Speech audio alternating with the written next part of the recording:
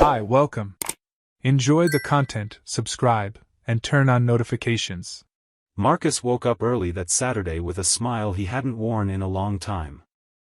40 had arrived, and unlike what he'd imagined a decade earlier, he felt at peace with his age. He had two amazing kids, a steady job, a comfortable home, and a woman with whom he'd shared nearly 20 years of history. It was barbecue day, and this ritual never failed. Neighbors, old high school buddies, a few relatives, and even the parents of his kids' friends were all coming over. The grill was already set up, and Drew and Spencer had arranged the tables and chairs in the backyard. Jillian, as always, was handling the details: clean tablecloths, sodas in the cooler, napkins neatly folded. Marcus watched her from a distance, feeling lucky. She was quieter than usual, but he chalked it up to exhaustion from the past few days. Nothing seemed out of place. Around 2 in the afternoon, guests started arriving. Background music played, kids ran around, and the smell of meat on the grill filled the whole house. Marcus received compliments on his seasoning, chatted with everyone, laughed loudly. He genuinely felt happy, as if he'd reached a rare moment of fullness. Jillian moved between groups, smiling and serving guests, but with a distant look in her eyes. Marcus noticed but figured it was just fatigue. She sometimes got like this when overwhelmed. Still, he walked over, made a silly joke, and pulled her close. She smiled, but it was a faraway smile, the kind someone gives when they're trying to seem present but are somewhere else entirely. He found it odd but didn't press further. Then an unfamiliar car pulled up in front of the house. It was a black sedan with tinted windows. Everyone looked over, curious, assuming another guest had arrived. A man in a light-colored suit stepped out, a briefcase under his arm. He walked straight toward Jillian. When she saw him, she froze. Marcus, confused, looked between the two, waiting for an explanation. The man pulled out an envelope and handed it to her. Jillian took it, opened it, read quickly, then stared at the ground. Her face lost all color. Marcus took a step forward, but before he could say anything, she spun on her heels, went inside, and reappeared seconds later holding his car keys. She got in the car and drove off quickly, without looking back. The silence that followed was awkward. Guests tried to act like nothing had happened, but the tension was thick. Drew and Spencer exchanged confused glances, not understanding what was going on. A neighbor attempted to lighten the mood by offering more soda, but no one felt like eating or talking anymore. Marcus stood still for a few seconds, eyes fixed on the gate. Then he dropped the grill tongs, took off his apron, and walked over to the envelope lying on the ground. It was open, with a few loose pages inside. He picked it up and started reading silently, but two neighbors standing nearby, also curious, leaned in and read over his shoulder. At the top of the page, the heading jumped out: Subpoena, Oakland County Family Court. Further down, one line immediately stood out. Jillian Whitmore is summoned as a witness in the divorce proceedings between Garrett Holloway and Evelyn Holloway, due to an extramarital relationship with Mr. Holloway over the past several months. Marcus didn't need to say a word. One neighbor stepped back, clearly uncomfortable. The other just mumbled something and looked away. It was too late to pretend otherwise. Garrett's name was right there, printed clearly. Jillian had been named as the other party in a coworker's divorce. The betrayal was no longer just a suspicion, it was official, stamped on court letterhead. Marcus closed the envelope slowly. He stared at the ground for a moment, then walked back inside. The grill was still going, but the party was over, for everyone. The neighbors were the first to leave. Then the relatives. Finally, his oldest friends patted Marcus on the shoulder and said goodbye with a look of pity he hated. Within minutes, the house was empty. Only he and his kids remained, trying to make sense of what had just happened. Spencer asked if everything was okay. Marcus didn't answer. He just said he needed to go inside, that he was going to rest for a bit. He went upstairs and locked the bedroom door. Lying there on the bed, he started remembering little things. Jillian's phone always face down. Deleted messages. Meetings that seemed to drag on too long. Mood swings. Shorter hugs. Kisses that tasted like obligation. It all began to make sense. This wasn't some sudden outburst or impulsive mistake. It had been building for months, maybe even years. He felt anger, shame, sadness. But above all, a sense of being ripped away from a reality he'd believed was solid. That night, Marcus didn't sleep. He spent hours going through his wife's computer. Archived emails. Scattered messages.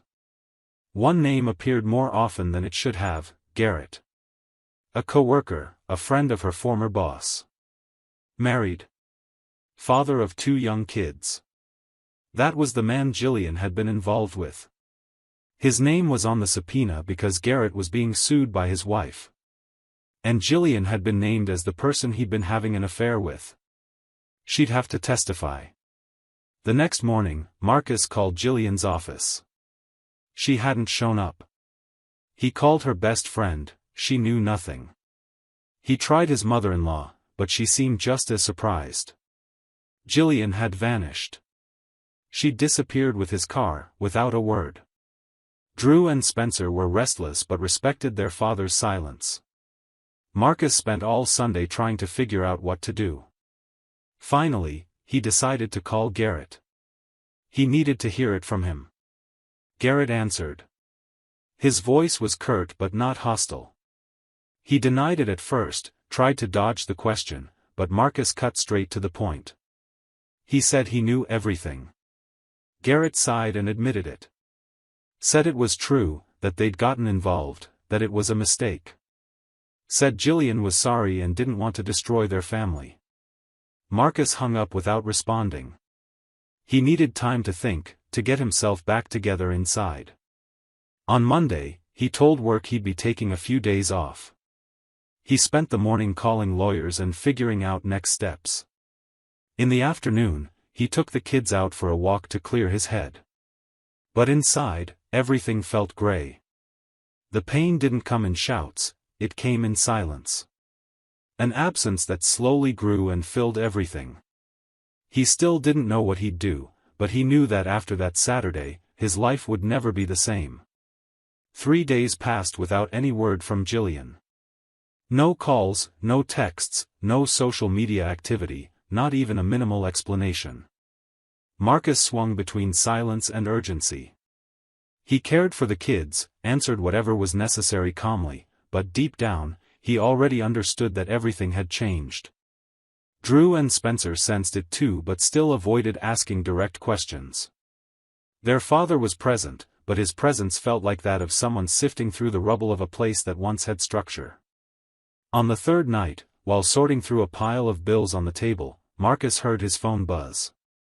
It was a message notification. The sender, Jillian. His body tensed even before he opened it. He took a deep breath and read. I'm sorry. I don't know what I've done with my life. I never thought this could happen. I want to talk to you. Please forgive me, for our kids. He read it more than once. The words seemed hastily written, with poor punctuation. A mix of guilt and desperation. He stood there for a while. He didn't reply. He just flipped the phone face down, checked on the kids to make sure they were asleep, and then locked himself in his room. The message echoed in his mind like a persistent whisper. The next morning, Drew and Spencer went to spend the day with their maternal grandmother. Marcus needed time. He calmly told the boys he had some things to sort out. They left without asking questions. Around 3 in the afternoon, the sound of an approaching engine made Marcus step out of the kitchen. It was his car. Jillian had returned, driving the same vehicle she'd taken on the day of the party. She parked in front of the house, disheveled, hair hastily tied back, no makeup, her expression worn. When she walked through the front door, she was already crying. Marcus stood waiting, expressionless. She said his name, begging him to listen. She said the relationship with Garrett was over, that it had been a mistake, that she felt empty and lost, but that she still loved their family. She talked non-stop, stumbling over her words, as if trying to pour everything out before he cut her off. She said she couldn't stand being away from the kids, that she couldn't bear the thought of seeing them only on weekends. That she regretted every day she'd spent with that man, that she wished she could erase it all, go back, start over. Marcus listened, but his mind wasn't there anymore. Her words entered, but they didn't land in the same place they once would have. He watched her plead, and not for a second did he feel like hugging her. He'd already grieved in the days before. He'd already moved through the anger, the shock, the humiliation. Now it was just about making a decision. When she tried to move closer, he raised his hand in a restrained gesture and nodded toward the garage. Jillian hesitated but obeyed. She opened the door and saw the boxes. Clothes, personal items, documents, everything carefully packed. They were in the trunk of her car, the one she'd left behind days earlier. At the sight of it, she collapsed to her knees, sobbing loudly. She begged for another chance, saying she didn't want to lose her home, that he was the only man who truly knew her soul. Her crying grew so intense that she lost her balance and passed out. Marcus rushed over, gently held her head, and laid her down on the couch. He fetched water and tried to wake her. A few minutes later, she opened her eyes, dazed. He didn't say anything. He went back to the porch, opened a beer, and sat there. When Jillian got up, her face still wet, she walked over to him. She stood there, waiting for him to say something. He turned his head just enough to see her from the side. "You feeling better?" he asked calmly. She nodded. "Your car keys are on the table. Please leave." Jillian stood there for a few seconds, hoping he'd change his mind. Then she went inside, grabbed the keys, and walked out the same door she'd used to run away. This time, no shouting, no slamming doors, no neighbors watching from the street. Marcus went in and locked the door. The house was quiet now in a different way. Her absence, once unbearable, now made sense. It was the space he needed for real life to begin again. After the door closed and Jillian left, Marcus didn't let himself fall apart. He was tired of being the one who carried everything. He'd endured the silences, the disguised absences, the empty stares at the end of the day. Now everything was clear, out in the open, and even though it hurt, he knew he'd done what needed to be done. He went back to the living room, picked up the glass she'd left on the table, and washed the lunch dishes. Each plate cleaned felt like confirmation that he'd taken back control. The next day, he picked up the kids from their grandmother's. Drew got in the car and stayed quiet for a while before asking if their mom had come back home. Marcus firmly replied that she'd shown up but left again soon after. He told them she was okay and that they could keep seeing her whenever they wanted. Spencer, younger, asked if she'd been crying. Marcus glanced in the rearview mirror and just nodded. He didn't lie or try to soften it. The boys deserved the truth, told plainly, without sugarcoating. In the days that followed, the household routine changed. Jillian used to manage everything, and now there were gaps everywhere. But Drew naturally started helping out. He gathered laundry, made coffee for himself and his brother, looked up recipes online to prepare basic meals. Spencer set up an improvised workshop in the backyard with some old tools that had been stored away for years. He started by fixing his own bike, then the neighbors, and soon kids from the street were showing up asking for help with brakes, seats, pedals. It was as if he'd found a refuge there, a space that helped him make sense of what he was going through. Marcus noticed and decided not to interfere. He watched from a distance and offered support when needed. Occasionally, he'd stop by the hardware store and bring back new parts for his son's workshop. For Drew, he bought a cookbook and said they'd pick one recipe a week to try together. It became a ritual. On Wednesdays, they'd sit at the table with ingredients laid out, experiment, mess up together, and laugh when the sauce turned out too salty or the pasta stayed raw inside. During this time, Marcus received a summons to testify in the legal case involving Garrett and his wife. Jillian's name appeared as the main witness. In court, she confirmed her involvement with Garrett, said she regretted it, explained it had started with lunchtime messages, conversations that seemed harmless at first but gradually took over. She stated she never imagined it would lead to the destruction of 2 marriages. Garrett tried to downplay what happened, but his wife's lawyers presented records, photos, and receipts. Jillian left the hearing with her eyes downcast, not greeting anyone. Marcus saw her from afar and simply walked away. Not long after, Jillian lost her job. The news spread quickly among co-workers. The scandal had blown up, and the company chose to cut ties. She moved in with her mother, into a small house on the outskirts of Pontiac. Her mother's health was already failing, requiring constant care. Jillian took over household duties, prepared meals, and managed her mother's medications. She tried a few temporary jobs but nothing permanent. She'd occasionally show up to see the kids, picking them up on Saturdays and returning them Sundays, always looking tired and quiet. She never brought up the past, only asked how school was going, what they were eating, if they were sleeping well. Over time, the boys adjusted to the new routine. Marcus made a point of keeping open communication with both of them. They talked about boundaries, feelings, and what they hoped for in the future. One Sunday, while watching a game on the couch, Drew turned to his father and said he was proud of him. Marcus just smiled and put his arm around his son's shoulders. That sentence meant more to him than any apology he'd waited to hear during all those years of marriage. Some friends started reaching out again, people who distanced themselves after the whole mess, maybe unsure how to act. They invited Marcus to events, barbecues, dinners. He went, but without rushing back into the social scene. He was more focused on rebuilding what he had at home. Instead of filling the void with distractions, he chose to tend to his inner world, his emotions, his self-worth.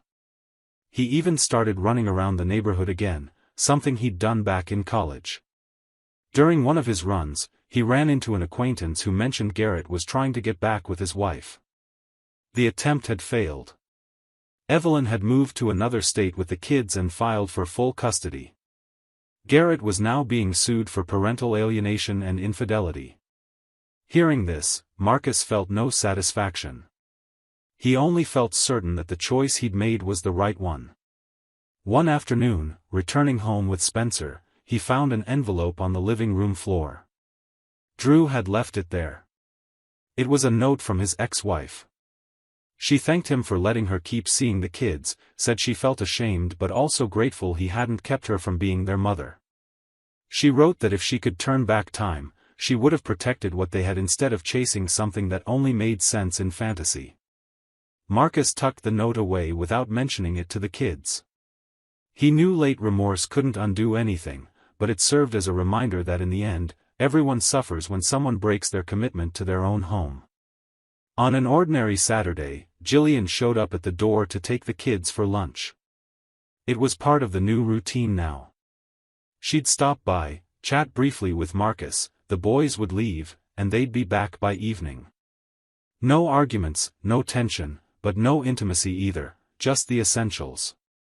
This time, Marcus immediately noticed something different about her. Her posture, her gaze, the way she held her bag. She was thinner, with deeper lines on her face. Her hair, once always neat, was now tied back carelessly. Drew and Spencer noticed too but said nothing. They just got in the car, exchanged a few words, and drove off. Before leaving, Jillian turned for a moment and explained that the car belonged to a neighbor. She'd sold hers to pay for her mother's more expensive treatment, as her condition had worsened over recent weeks. She also mentioned she was working shifts at a local grocery store and taking care of the house all day.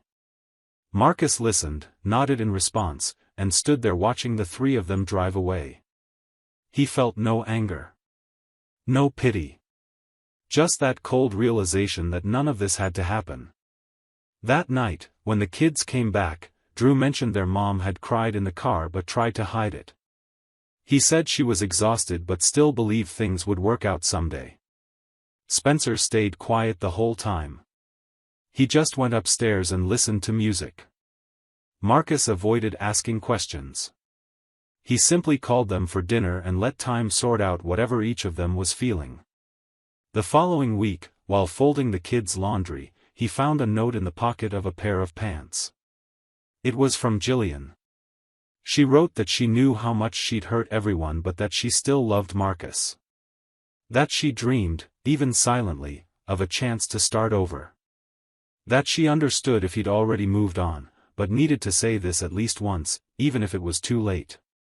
Marcus read it, carefully folded the paper, and tucked it into a drawer among other old papers. He felt no anger, no hope. He realized that after everything, forgiving her was necessary, but for himself. To live in peace. To move forward without carrying invisible chains. He no longer needed explanations or promises. Life had already given him the answers. Today, each of them walks their own path. Jillian lives with her mother, splitting her time between hospital visits and shifts at the store. Marcus rebuilt his routine with the kids, found stability at home, and learned to appreciate the silence after the storm. When they meet to exchange the boys, there's respect. Sometimes even a brief smile. But what once existed has faded with time and mistakes. The love she claims to still feel now faces a different man, more whole, less available. And if there's any lesson in all this, it's that broken trust isn't repaired with words, but with choices. And that forgiveness, no matter how necessary, doesn't require anyone to return to a place where they've already suffered too much. Thank you for watching the video. If you enjoyed it, don't forget to subscribe to the channel and turn on notifications so you won't miss any updates. See you next time.